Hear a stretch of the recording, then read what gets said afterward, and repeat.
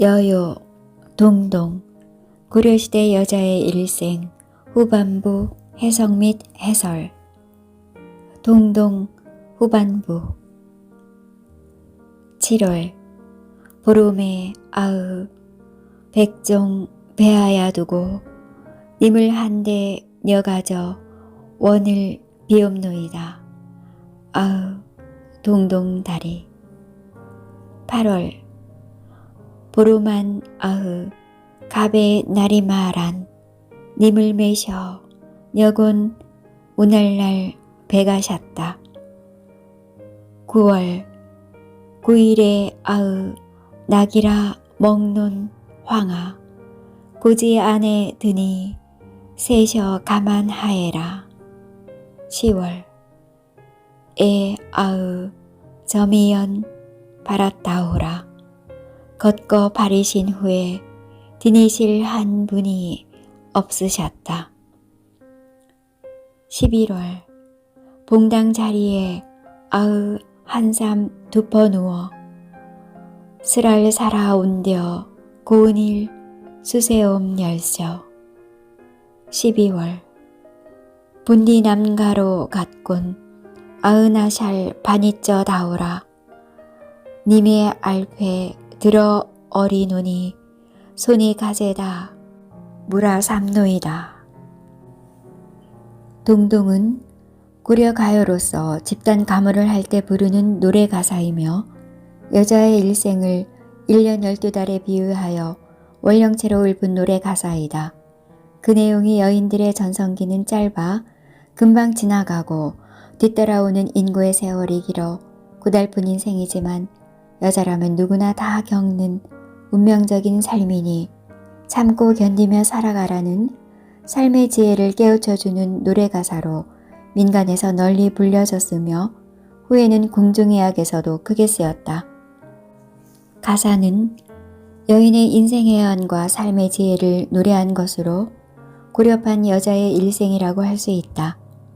이러한 관점에서 보면 가사가 종래의 해석과는 전혀 다른 방향으로 해석될 수 있으며 동동의 전반부, 즉 서연과 1월령에서 6월령에 대한 새로운 해석을 앞서 소개한 바 있다.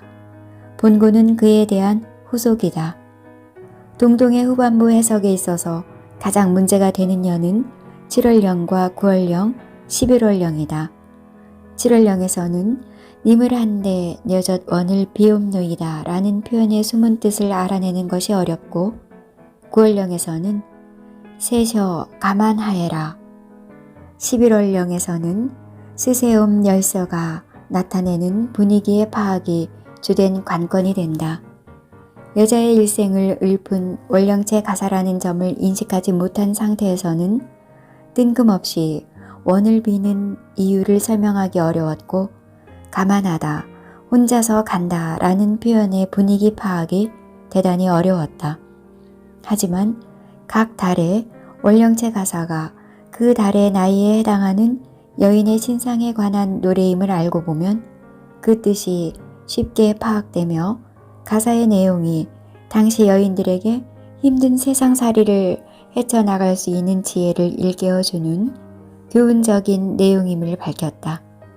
전체적으로는 여인으로서의 인생이란 뜻대로 되는 삶이 아니므로 운명에 순종할 줄 알아야 한다는 교훈과 삶의 지혜를 일깨워주는 것이 주된 내용이다. 원령 가사의 새로운 해석. 7월령 7월 보름에 아으 백종 배하야 두고 님을 한데 녀가져 원을 비옵노이다. 기존 해석은 7월 보름 백중에 갖가지 재물을 차려놓고 임과 함께 지내고자 소원을 비옵나이다. 새로운 해석. 7월 보름 백중일에 갖가지 재물을 차려두고 님을 쫓아 함께 살고지고 소원을 비옵나이다. 8월령 8월 보름한 아으 갑의 날이 말한 님을 매셔 여군 오늘날 배가 샀다. 기존 해석. 8월 보름 한가위는 한가위인 날이건만은 님을 모시고 지내야만 오늘이 한가위다운 한가위여라. 새로운 해석. 8월 보름 한가위는 갑의 날이건만은 님을 모셔 지낸다면야 정말 오늘날의 갑의 기쁨이니라. 9월령. 9월 9일에 약이라 먹는 황하 고지 안에 드니 셋셔 가만하해라. 기존 해석. 9월 9일 중앙절에 약으로 먹는 황국화 꽃이 집안에 드니 한 해가 저물었구나. 새로운 해석. 여자의 9월은 매우 황량한 계절이다. 대부분 남편도 떠나고 홀로 외롭게 살아가는 시기인데 이때의 여자를 약으로 먹는 황국화에 비유하였다. 꽃은 꽃이지만 보는 꽃, 화려한 꽃이 아니고 약으로 먹는 꽃이다. 아름답다고 쳐다보는 사람 아무도 없고 그 외로운 처지가 국화주 약술병 속에 든 국화꽃과 같다. 그래서 꽃이 안에 드니로 표현하였고 셋셔 가만하해라 란 그 뜻이 새삼 조용하구나, 적막하구나, 즉 이전에도 적막했지만 9월은 새롭게 적막하구나가 된다. 문제의 단어 셋셔는 새롭게도 새로이 새삼으로 해석했으며 9월의 여인의 적막함이 과거와 달리 한층 더 심화되었음을 의미한다. 그래도 노년의 적막함을 비관적으로 표현하지 않고 가만하해라로 표현하는 기교가 돋보인다. 아마 많은 여자가 이 나이가 되면 기력이 약해져 바깥 출입을 못해 집안에 박혀있게 되고 오가는 이도 없어 적막한 삶을 살게 되느니라. 10월령. 10월에 점이연 바랐다오라. 걷고 바르신 후에 다니실 한 분이 없으셨다. 기존 해석. 10월에 짓밟힌 보리수 나뭇가지 같구나. 꺾어 버리신 후에 지니실 한 분이 없으시도다. 새로운 해석. 가사의 언어적 해석은 기존 해석과 다름없다. 다만 10월령을 해석할 때는 10월의 여자란이라는 전제 조건을 붙여서 해석해야만 비로소 가사 뒤의 숨은 뜻을 밝혀낼 수 있다. 10월령은 10월의 여자에 관한 노래로 55세에서 60세의 늙은 여자들이 그 나이에 겪는 삶의 애환을 읊은 노래로서 여자로서의 가치가 다하여 결국 열매 따먹고 버려진 보리수 가지와 같은 꺾여 버려진 신세가 되느니라. 이 또한 운명이니 야속하다 생각지 말라는 의미가 담긴 교훈적인 내용의 가사이다. 11월령. 봉당 자리에 한삼 덮어 누워 쓰랄 살아 온뎌 고운일 스세옴 열셔. 기존 해석.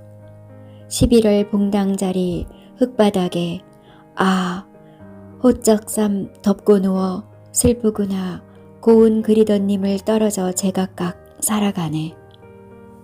새로운 해석.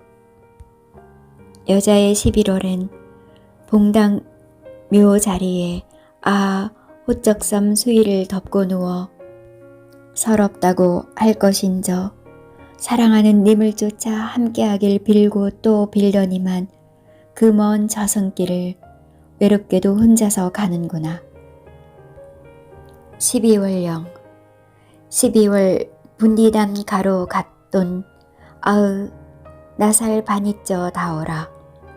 님의 알피 들어 어리노니 손이 가세다 무라삼노이다. 기존 해석. 12월 분지나무로 깎은 차려 올릴 소반 위에 저 갔구나. 임의 앞에 들어 놓았더니 손님이 가져다가 물었나이다. 새로운 해석. 원문의 자구 해석은 기존 해석과 다를 바 없다. 그러나 숨겨진 내용이 여자의 일생을 마감하는 총평이라는 점에서 전혀 다른 해석을 제시하고자 한다. 여자의 일생은 운에 좌우되어 뜻대로 되지 않는 인생이니 그런 줄 알라. 이 생에서의 애달픈 생각을 훌을 털어버리고 떠나갈지니라. 내세도 또한 마찬가지니 큰 기대를 갖지 말아야 할 것이니라. 동지가 지나면 새해가 준비되듯이 여자의 12월은 여자의 내생이 준비되는 시기로 본 것이다. 결혼. 동동은 고려시대 여인의 여자의 일생이다. 여자의 일생을 12달로 나누어 그 달에 해당하는 여자의 나이에서 겪는 인생 특징을 읊은 가무용 노래이다. 그러나 과거에는 동동이 남녀간의 사랑을 주제로 읊은 노래로 보아 여자의 일생과 관련된 인생 철학이나 교훈적 내용을 파악하지 못했고 결과적으로 원령체 가사 속에 녹아있는 문학적 표현의 진수를 이해하는 데는 크게 미치지 못했다. 본고에서는 동동이 여자의 일생을 읊은 노래라는 관점에서 후반부 7월령부터 12월령까지 새로운 해석을 제시하였다. 7월령은 여자의 나이 7월이 되면 남편이 병들어 함께 지낼 수 있길 비는 시기이며 8월이 되면 남편이 살아있는 것만으로도 큰 기쁨이니라. 9월령에서는 술로 담근 국화꽃처럼 조용한 시기가 되느니라. 10월령에서는 어느 누구도 가지려고 하는 이 없으니 잘났으나 못났으나 다 마찬가지. 11월령에서는 죽어서 황천길을 할 때는 다 버리고 누구나 혼자서 가게 되니 빈부귀천이 다 무슨 소용인가. 인생 무상이로다. 11월령에서는 섣달이 새해를 잉태하는 달이듯이 섣달의 여자는 염라대왕 앞에서 심판받고 새로운 삶을 점지받는 시기이니라. 여자의 일생이란 운에 좌우되는 한많은 인생이니 다음 생도 마찬가지일지니 큰 기대를 갖지 않는 것이 좋을 것이니라. 한편 섣달은 새로운 생을 점지받은 여자아이들이 새로운 여자의 기능을 준비하는 기간이니 그야말로 섣달의 여자이라 할지니 섣달의 여자가 정월의 여자로 자연스럽게 이어지도록 하였다. 이 또한 절묘한 구성이다.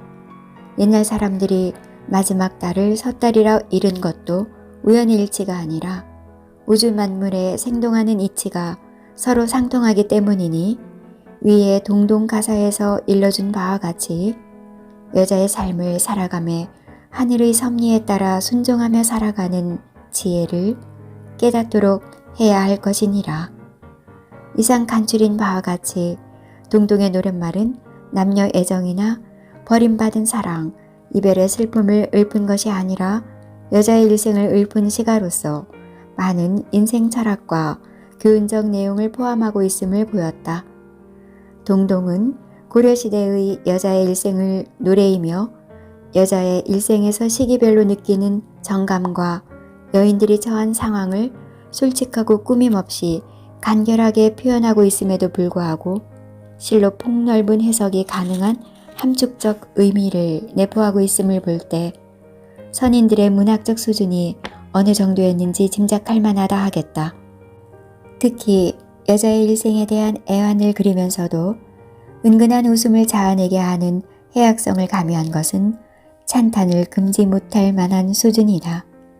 가사의 함축성으로 폭넓은 해석이 가능하며 보면 볼수록 그 깊이가 더해지는 원령체 가사로서 솔직하고 꾸밈없이 민생을 노래했다는 점에서는 세계 최고라고 할 수 있는 작품으로 평가할 수 있다.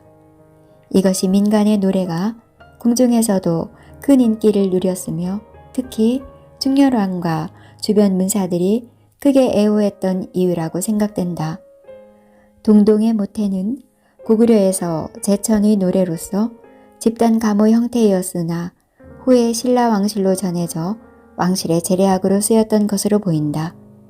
고려시대에 와서는 왕실에서 사직단에 올리는 제례의식에서 중요한 위치를 점하고 있었으며 조선조에서는 중종 때 음사로 폐지된 기록이 있으나 후에도 완전히 없어지지 않고 조선 말까지 연주된 기록이 있다는 연구 보고가 있다.